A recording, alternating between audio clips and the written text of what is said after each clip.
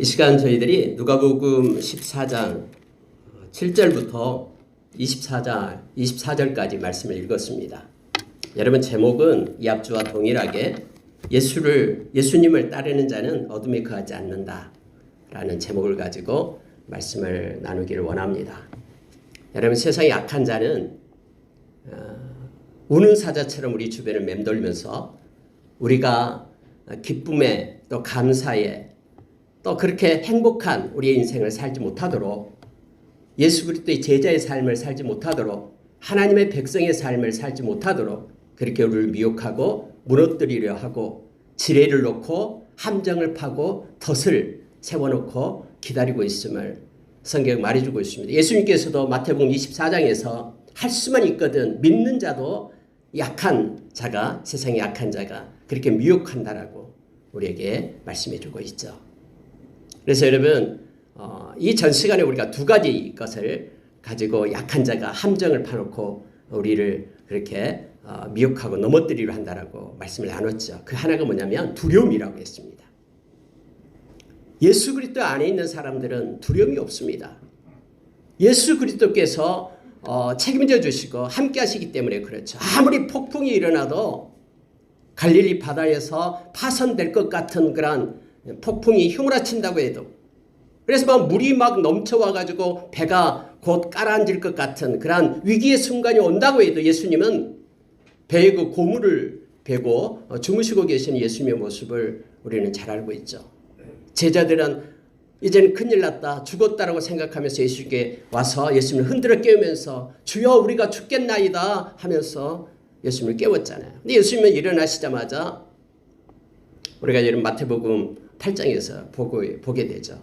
올리고 피스토이 믿음이 적은 자들아 왜 두려워하느냐 하면서 그 성난 파도를 갖다 명령하니까 그들이 잔잔해지는 것을 우리가 보게 되죠. 그 능력과 권세를 가진, 하늘과 땅의 모든 권세를 가진 예수 그리스도 안에 있는 저와 여러분은 그래서 두려워하지 않고 두려움의 덫에서 우리는 벗어날 수가 있습니다. 어느 곳에서 어떤 상황 속에서 우리가 주의 이름을 부르면 하늘가에 있다 할지라도 주님께서는 강한 손편팔로 저와 여러분을 보호하시고 인도하시는 그 주님을 우리가 기억해야 됩니다. 예수 안에 있는 이들은 그래서 두려움의 덫에서 빠져서 그렇게 공포 속에 세상을 살아가지 않습니다. 어떤 저주와 어떤 멸시와 누군가 그렇게 위협과 또는 공포로 그렇게 우리를 몰아세운다고 해도, 천만인이 우리를 에워싸고 우리를 힘들게 하고 저 깊은 수렁 가운데로 우리를 빠뜨린다고 해도 저와 여러분은 그 어떤 것으로부터 우리는 자유할 수가 있음을, 또 그 어떤 것으로부터 우리가 그것들로 인하여 우리가 그렇게 낙심하고 주저앉아 있지 않게 됨을 성경 우리에게 말해주고 있습니다. 그래서 여러분, 이 두려움의 덫으로부터, 함정으로부터 저와 여러분이 남은 생을 승리하고 늘 주님 안에서 기뻐하며 주님이 주신 평강 가운데 있기를 원합니다. 주님은 고린도전서 10장 13절에서 우리 앞에 놓인 그 모든 것들은 하나님의 백성에게, 저와 여러분에게, 우리 앞에 있는 모든 상황과 환경들은 하나님의 허락 없이는 우리에게 나타나는 것이 없습니다. 때로는 잠깐 고난이 우리에게 있을 수 있어요. 그러나 그 고난은 도리어 우리를 강하게 하고 온전케 하고 우리의 터를 견고케 세우는 하나님의 방법임을 우리가 알고 있기 때문에 고난 중에도 찬양할 수 있는 믿음의 용기를 가지고 우리는 살아가는 자들임을 우리가 알게 됩니다. 피할 길을 내시고 넉넉히 이길 수 있는 능력을 공급해 주시는 하나님 되심을 성경 우리에게 가르쳐주고 있죠. 이 두려움의 덫에서부터, 이 함정에서부터 저와 여러분이 빠지지 않고 늘 기쁨과 감사로 살아가는 저와 여러분 되기를 원합니다. 여러분, 이게 첫 번째 나눴었고요.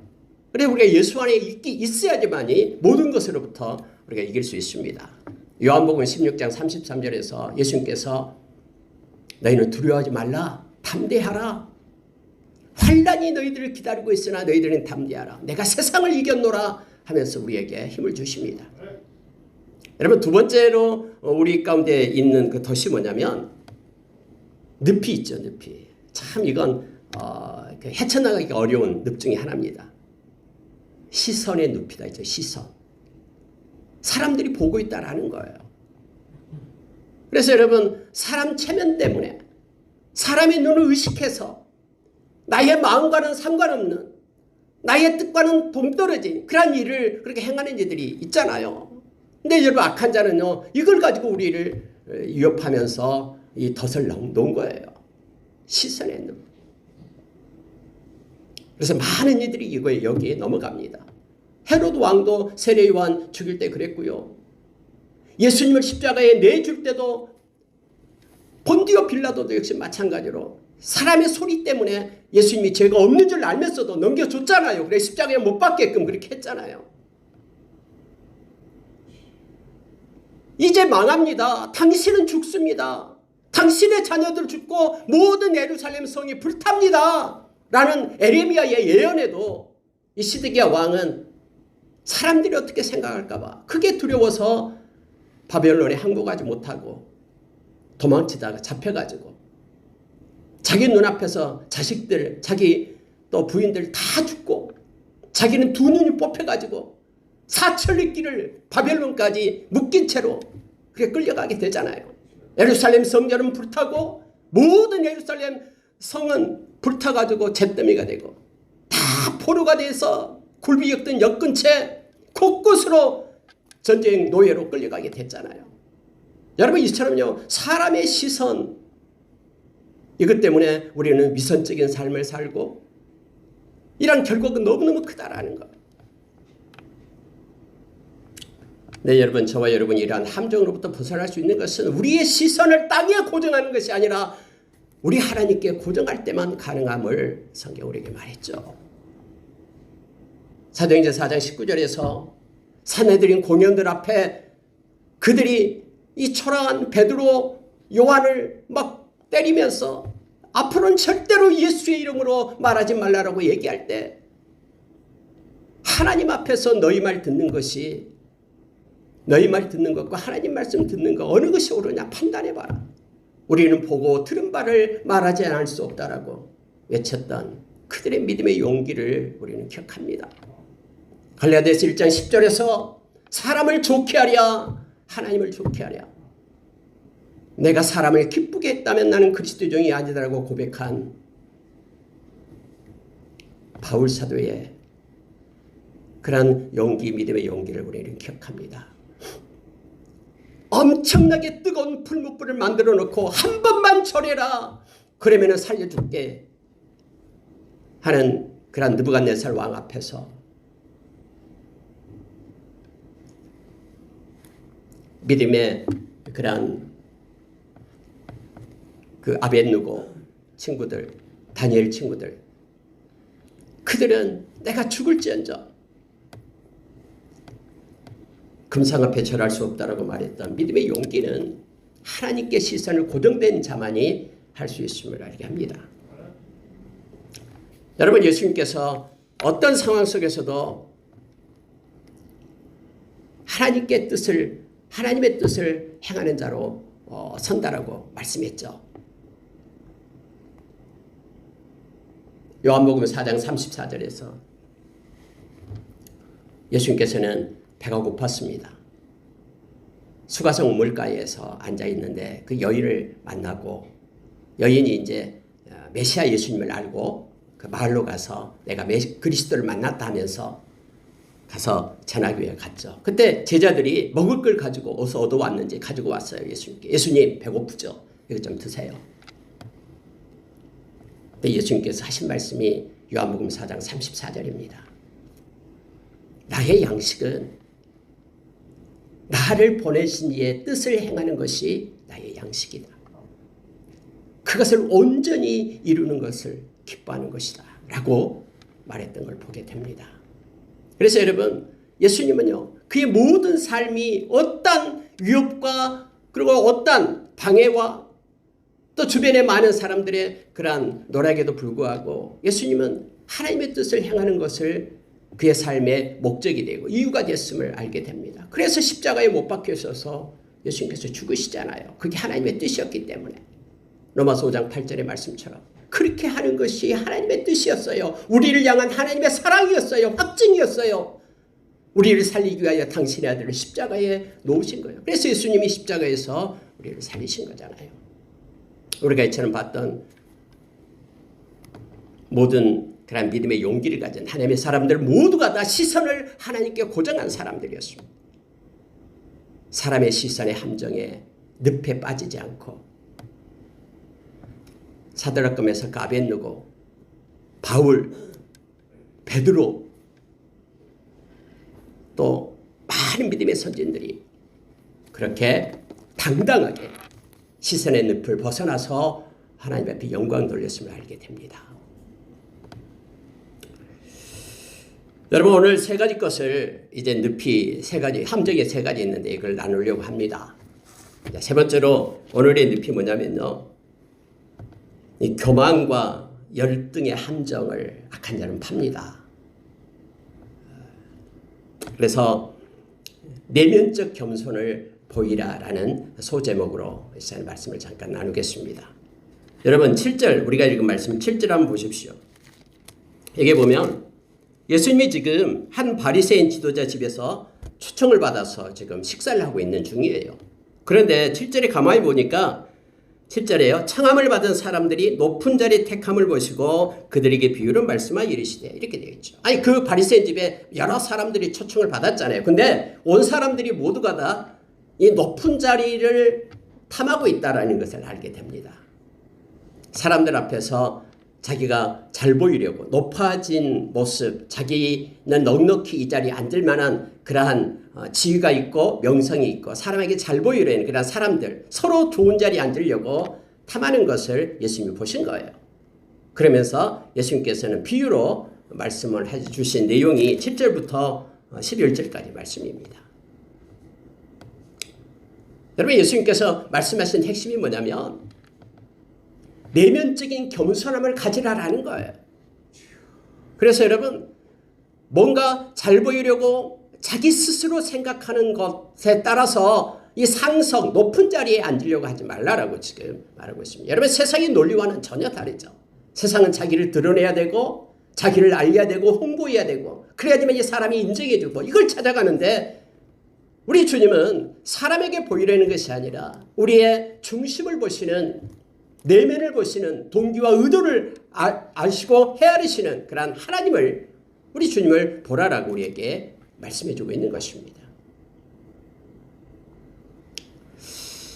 여러분, 겸손이라는 것은요, 성경에서 가르치는 게 뭐냐면 겸손은요, 내가 부족함을 아는 것입니다.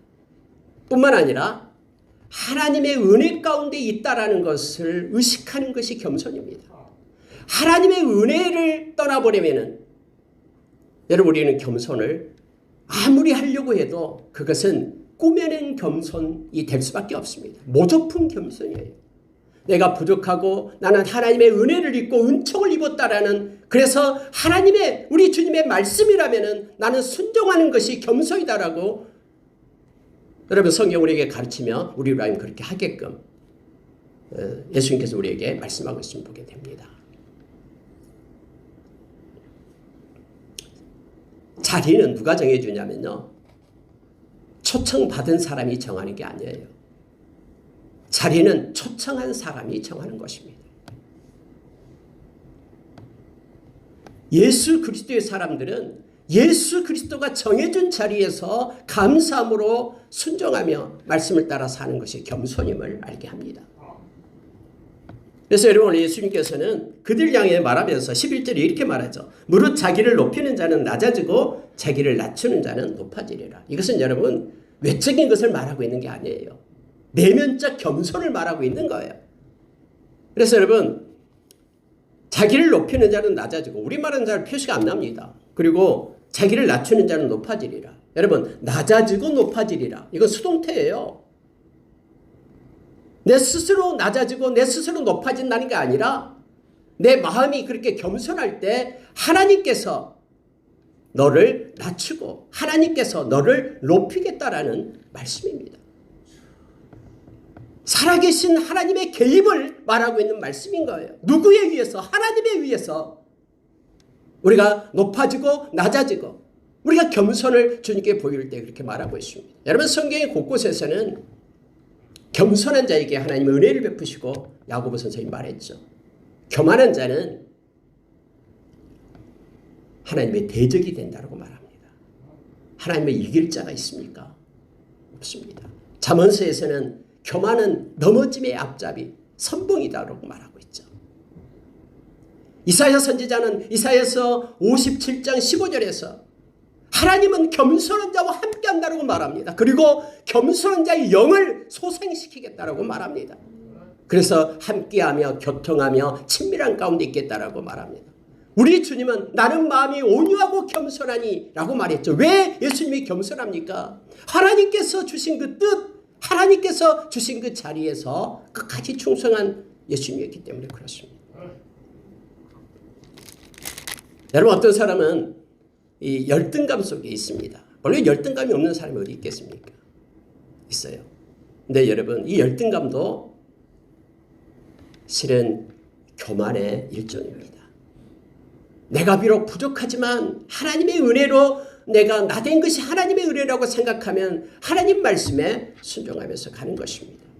내가 그 자리에 앉을 자격이 안 돼도 하나님께서 그 자리에 있게끔 하면은 그 말씀에 순종하며 그곳에 있는 것입니다. 어떤 사람은 자기가 낮은 자리에 있어서 이 주인이 와서 이게 나오죠. 올라 앉으라. 그 자리에 10절에 그렇게 말했죠. 벗이여 올라 앉으라 하는데도 올라 앉지 않습니다. 아니요. 나는 이 자리가 맞습니다. 하면서 꾸며낸 겸손을 행합니다. 여러분 골로새서 2장 18절에서 19절을 보면은 이 꾸며낸 겸손에 대해서 말하고 있습니다. 천사를 우상으로 섬기는 사상하고 꾸며낸 그러한 겸손에 대해서 말하고 있습니다. 겸손은 하나님 말씀에 순종하는 것이 겸손입니다. 내가 고집하고 내 자신에게 있는 것으로서 행하는 것은 그것은 내적인 교만이 됩니다. 그래서 여러분 우리는 늘 부족하다라고 우리는 또 연약한 것을 알고 있습니다. 그럼에도 불구하고 하나님께서 우리를 인도하시고 이끄신 자리에 우리가 겸손함으로 순종함으로 서야 됩니다. 하나님의 말씀을 거부해서는 안 됩니다. 높은 자리에 앉는 것은 외적인 교만이고 열등감 가운데 사로잡혀 있는 것은 내가 하나님의 자녀됨을 부인하는 하나님이 나를 위하여 생명을 주신 그래서 의롭다라고 하나님의 자녀 삼으신 그 하나님의 그 은혜를 저버리는 그래서 자기 자신만을 바라보는 하나님을 바라보지 못하고 이것이 내면적 교만입니다. 열등감 가운데 있지 마시기 바랍니다. 그럼 아무것도 할 수가 없습니다. 또 외적인 교만함, 우월감 가운데 있지 마시기 바랍니다. 그는 하나님이 필요가 없습니다. 자기 자신이 다 알아서 하려는 교만 가운데 있게 됩니다. 겸손함으로 마음을 낮추고 하나님께서 세우신 자리에 끝까지 충성하는 것이 겸손임을 성경은 말해주고 있습니다. 그런데 약한 자는 계속해서 우리가 열등한 가운데 끌어들이고 그래서 가슴을 치면서 때로는 불만하고 원통하게끔 그렇게 함정을 파요. 그래서 밤 내내 힘들어서 눈물 겪게끔 만드는 약한 자의 그러한 함정임을 기억하십시오. 우리가 내면적 겸손으로 주님과 함께 나가기를 원합니다. 베드로 사도는 베드로전서 5장 5절에서 젊은이들에게 말하면서 이렇게 허리에 겸손의 띠를 띠 것을 말합니다. 근데 거기에 장로들에게 순종하라라는 걸 말하죠. 그래서 여러분 겸손은 순종과 연관이 됩니다. 하나님은 겸손한 자를 너무너무 좋아하십니다. 우리 예수님께서 그의 삶으로 보이셨기 때문에 하늘의 보좌 빌립보서 2장 5절의 말씀처럼 우리 주님은 하나님과 같은 본성이에요. 하나님이셔요.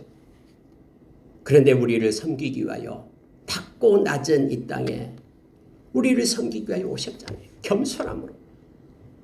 그래서 우리에게 생명을 주어서 우리를 높여 하나님의 자녀로 그렇게 행하신 분이 우리 주님이십니다. 그래서 주님을 따르는 제자인 저와 여러분은 겸손함으로, 내면적 겸손함을 가지고 행하는 자로 우리가 서기를 원합니다. 하나님은 늘 겸손한 자는 이렇게 세우십니다. 그리고 겸손한 자에게 하나님은 함께하기를 기뻐하면서 동행하십니다. 저와 여러분이 내면적 겸손 가운데 늘 있어서 남을 나보다 낮게 여기며 아무리 초라하고 보잘것없어도 너무나 소중해서 주님께서 생명 주고 산 하나님의 백성임을 기억하면서 존중히 여기며 나아가는 저와 여러분이 되기를 원합니다. 여러분, 네 번째로 나타나는 것은요, 12절에 한번 보십시오. 12절부터 14절에 또 자기를 창한 자에게 이르시되 하면서 예수님께서 다른 주제로 말씀을 하고 있는 것을 보게 됩니다. 이 보상에 대해서 예수님이 말씀하십니다. 여러분, 참 이것도 악한 자가 우리의 마음을 훔쳐가기 쉬운 하나의 그런 방법 중에 하나죠. 아니, 내가 열심히 기도하고 예수님 잘 믿고 또 선하게 살려고, 착하게 살려고 하는데 나의 사정과 형편은 초라해 보이거든요. 저 사람은 막 거짓말도 잘하고 악하고 무례하고 막 그런데 저 사람은 막 형통해요. 악인의 형통함을 보고 너무너무나 힘들어한 적이 여러분 없습니까? 네, 여러분, 우리뿐만 아니라 이 성경에 나온 시편에 읽어보십시오. 시편 37편 또 73편. 그들도 너무너무 답답한 거예요. 악인의 형통함 때문에. 하나님을 잘 섬기고 착하게 사는 우리는 왜 이 모양 이 꼴이고, 그들은 너무너무나 하는 일마다 잘 돼요. 죽을 때도 얼굴이 막 평안해요. 얼굴이 통통하고요. 그래서 하마터면 미끄러질 뻔했다라고 말하잖아요. 성전에 들어가기 전까지 내가 미끄러질 뻔했다. 하나님께서 가르쳐 주신 그 지혜를 얻기 전까지는, 깨달음을 얻기 전까지는 내가 미끄러질 뻔했다라고 말합니다. 그가 얻은 지혜가 뭡니까? 하나님의 때가 있다라는 것을 알게 됩니다. 심판의 때가 있음을, 공의로우신 하나님께서는 심판의 때를 기다리고 있다라는 것을 알게 되는 거예요. 성전에 들어가서야 내가 알았다라는 거예요. 그들의 형통함이 아무것도 아니다라는 것을 알게 되었다라고 말합니다. 여러분, 이 땅에서 보상을 사람들은 많이 바랍니다. 내가 이만큼 했으면 이만큼 나에게 보상이 있었으면 좋겠다라고 생각합니다. 뭐 상 받기 싫어하는 사람 누가 있겠습니까? 근데 더 중요한 게 있죠. 상은 누구의 상을 받느냐가 중요합니다. 누구의 상을 받느냐가 중요해요. 이 땅에서 아무리 큰 상을 받는다고 해도 모든 주권자 대신, 심판주 대신 영원한 생명을 가지신 예수 그리스도로부터 받은 상에 비할 수 있겠습니까? 예수님께서는 요한계시록 22장 12절에서 내가 너희에게 줄 상이 있다. 내가 너희에게 줄 상을 가지고 지금 우리에게로 달려오고 있다라고 말씀하고 있습니다.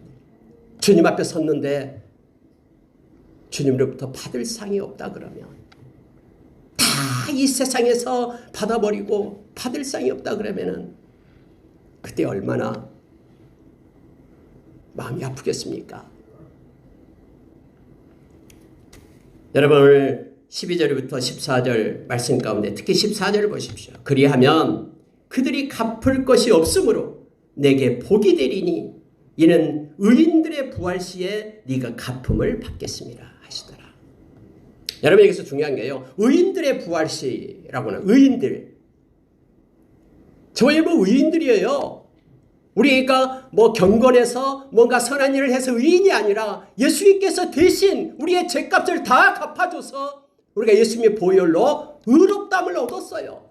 그래서 예수님이 우리의 의로움 되신다라고 고린도전서 1장 30절에서 가르쳐 주잖아요. 예수님은 우리의 지혜이시며 우리의 의로움 되시며 우리의 거룩함 되시며 우리의 구원함 되신다라고 말하죠. 그래서 예수를 떠난 이들은 다 심판에 이르게 됩니다. 왜요? 의로움이 없기 때문에.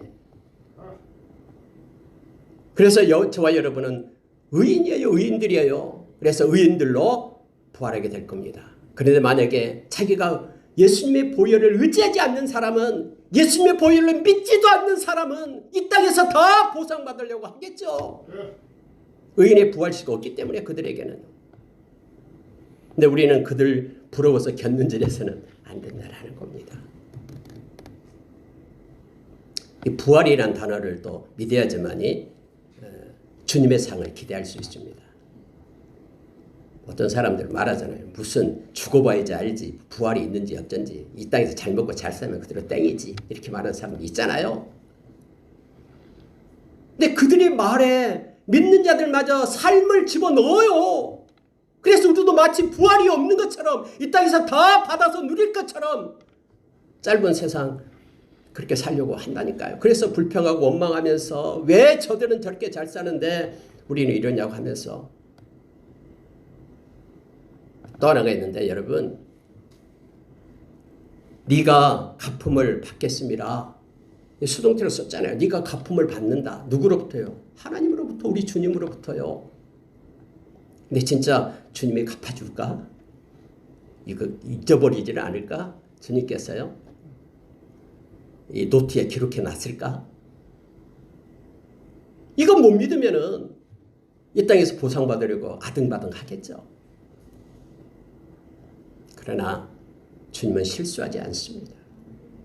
여러분 혹시 주님이 오실 때 여러분 이름 불러주지 않을까 봐 걱정이 됩니까? 그런 걱정하지 마세요. 주님은 다 알고 있어요. 그래서 여러분 이름 다 불러줄 겁니다. 주님 실수하지 않습니다.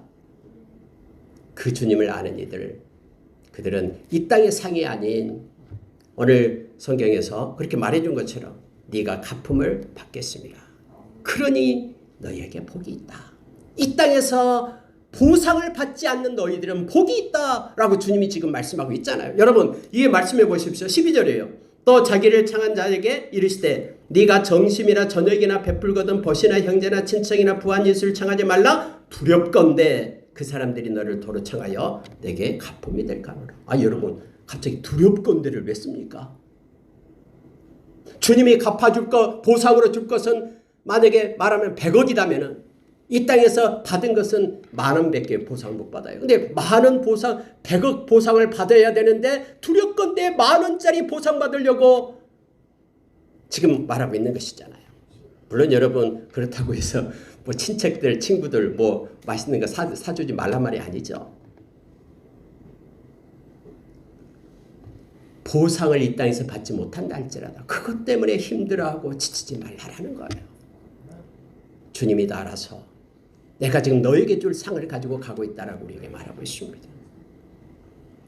하나님께 갚음을 받는 것을 소망하면서 기대하는 저와 여러분 되기를 원합니다. 골로새서 3장 22절에서 25절에 보면은요, 이 말씀이 참 저는 묵상할 때는 너무나 큰 은혜를 줍니다. 저번에도 한번 잠깐 말씀을 드렸잖아요. 종이 있어요. 종. 상전이 있어요. 상전은 악해요. 나빠요. 막 종이니까 종부릇 하겠죠. 어쨌든 막 괴롭히는 거예요. 괴롭혀요. 근데 이 종은 상전의 괴롭힘을 받고도 그러면 종이 어떻게 할 건가라는 거예요. 그래서 상전이 없을 때는 막 불평하고 욕하고 일을 하는 척하고, 상전이 오면은 막 일을 안 하는 척 안 하다가 상전이 올 때는 막 일을 하는 척하고. 근데 성경은 그렇게 하지 말라라는 거예요. 너의 주인이 하나님이다라고 말합니다. 그 종에게요. 그리고 너희에게 상을 주는 이는 그 상전이 아니라 하나님께서 상을 준다라고 말하는 거예요. 그래서 여러분 우리가 너무나 든든하잖아요. 어느 환경 속에 있든 우리가 알고 있는 그 사람으로부터 내가 상을 받는 것이 아니라 나에게 상을 주시는 분은 우리 하나님 되심을 성경은 말해주고 있어요. 여러분 골로새서 3장 22절을 보면요, 이렇게 되어 있습니다.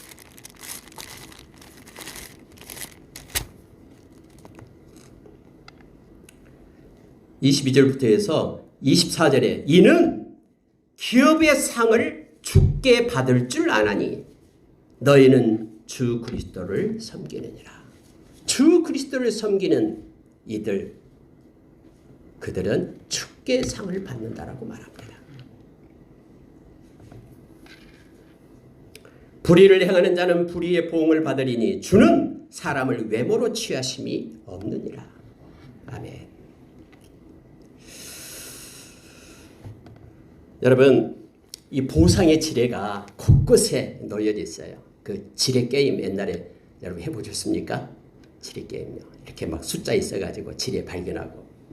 이 지뢰가 곳곳에 약한 자가 깔아놨어요. 그리고 하여금 우리로 하여금 이 지뢰를 받게끔 하는 거예요.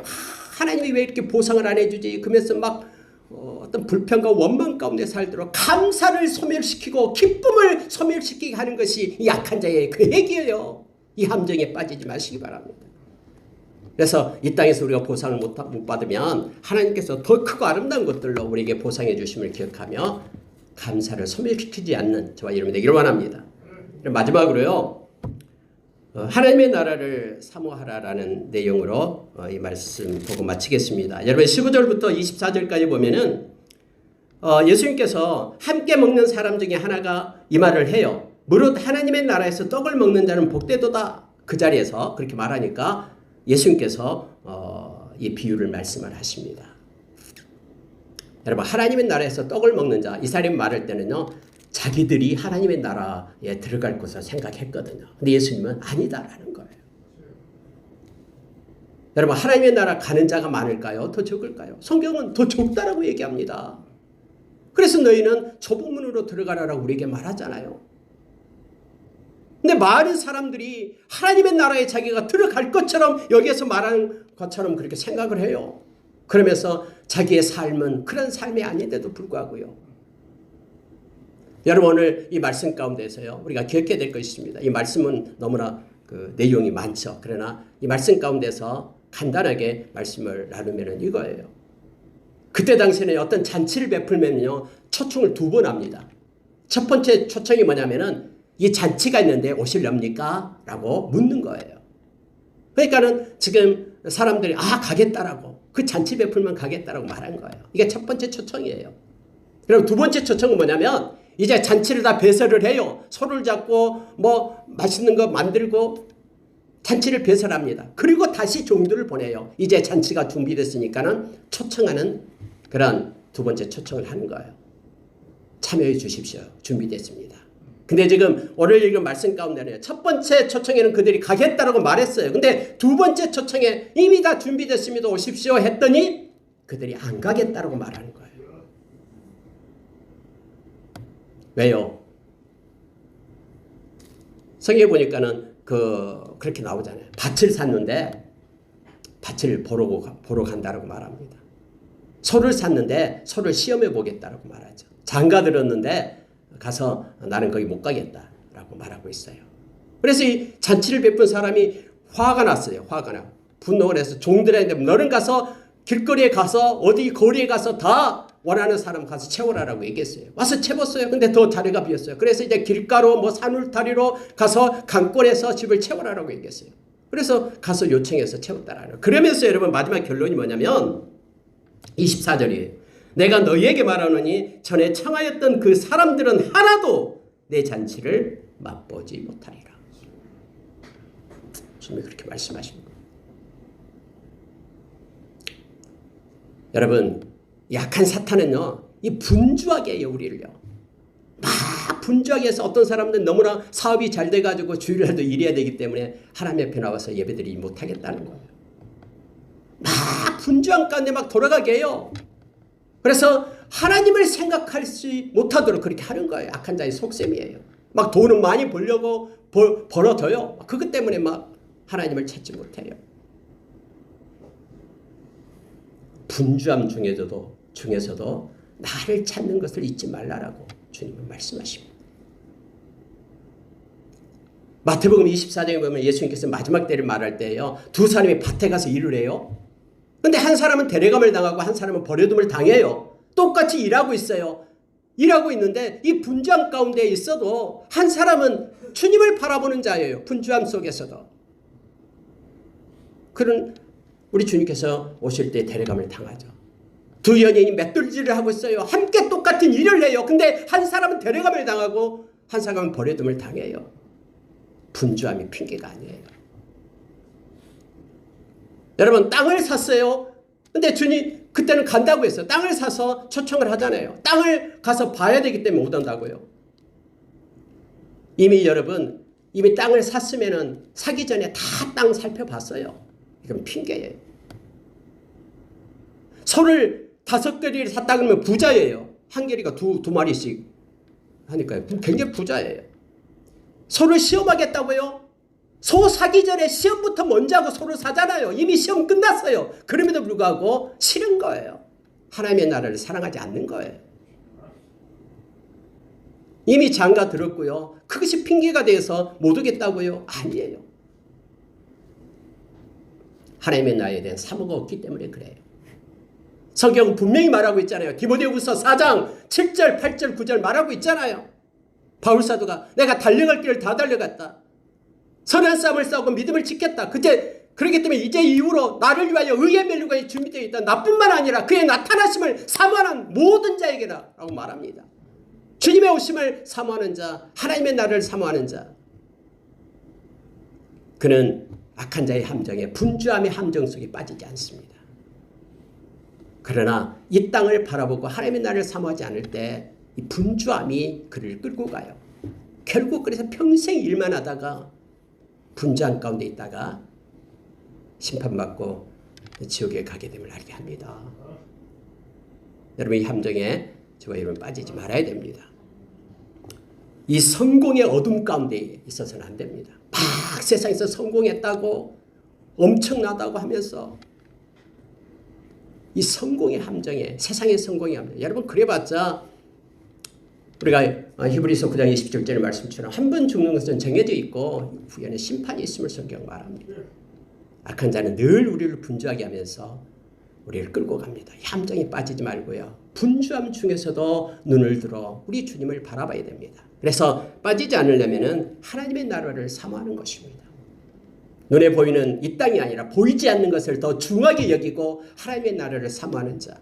우리 주님 이 땅에 오셔서 회개하러 천국이 가까이 왔느니라 하나님의 나라를 말씀하시고 부활하셔서 40일 동안 계시면서도 하나님의 나라 일을 백성들에게 가르쳤죠. 제자들에게 가르쳤죠. 이 땅에서 잘 먹고 잘 사는 대책들을 가르친 거 아니잖아요. 하나님의 나라를 우리의 마음간에 두고 사모하며 나갈 때에 이러한 악한 이런 분주함의 함정 속에 이 땅에서 성공하려는 그런 함정 속에 우리가 함몰되지 않는다라는 것을 기억하면서 나가기를 원합니다. 말씀을 마치겠습니다. 이처럼 악한 자들은 곳곳에 이렇게 함정을 파고 지뢰를 깝니다.